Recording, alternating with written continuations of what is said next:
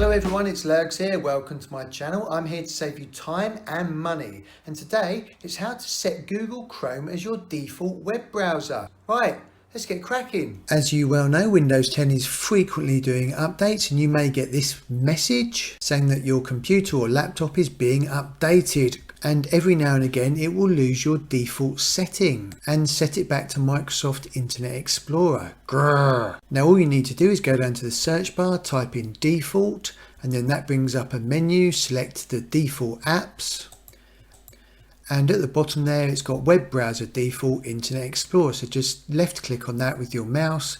This brings up a set of options. Select Google Chrome, and that is it, job done.